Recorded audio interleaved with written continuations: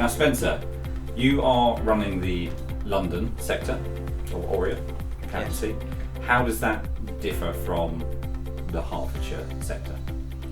London are primarily focused on the creative sector. Creatives are more service industry based as opposed to nuts and bolts. We still deal with owner managed businesses, and specifically we specialise in film, TV and media.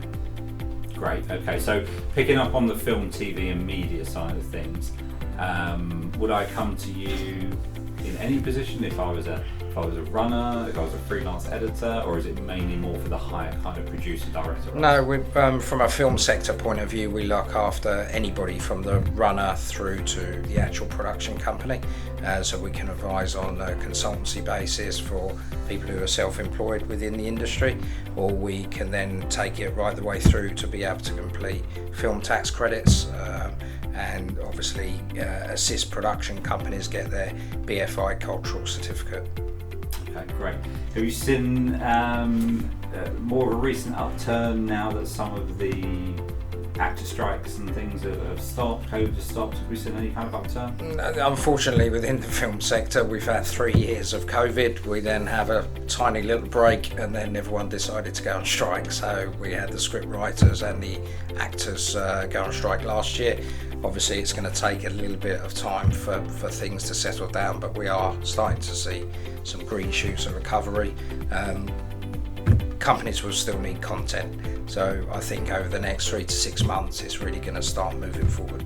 Okay. What about the individuals that have been working in that? They've obviously been hit. They might be in a position whether they feel their accounts are potentially in trouble now, bearing in mind that there's been a restriction, if you like, on revenue streams for them. What's the first thing they should really do when they reach out to you? What we've done over the last few months is obviously help people because there is that time gap between obviously earning and paying tax bills. So what we found is that a lot of people coming up to the 31st of Jan that's just passed have had real problems being able to afford to pay their tax bills that of course relate to April 2023. So we've had to obviously advise and help them finance, help them refinance, but get their accounting information up to date and keep it up to date. What that's actually done is obviously re-educated creative sector and film people as to the importance of their financials. So historically they've been notoriously bad at keeping all their financial information together and getting things done on time. I think now they've really understood that actually getting things done on time and preparing and being prepared for the worst, because again, who would have known about COVID, who would have known about the strikes, being prepared, they're really starting to turn the corner and understand how important that is, and we've been able to obviously help them do that.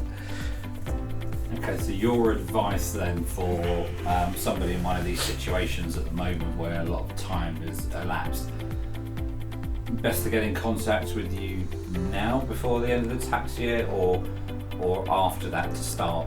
No, absolutely. I think now to understand that we're now creeping up to the next tax year, being obviously April, only a couple of months away, the quicker that they can get an idea as to what their tax bill will be in January 25 will give them enough time to be able to plan what their cash flow is going to be. Because again, a lot of these people haven't actually secured any work as yet. As I say, productions are starting to roll in now, and we've had a few clients that have been able to pick up some different roles, but again, just having that little bit of forward planning and thinking as opposed to being purely reactive that historically they're notoriously bad at.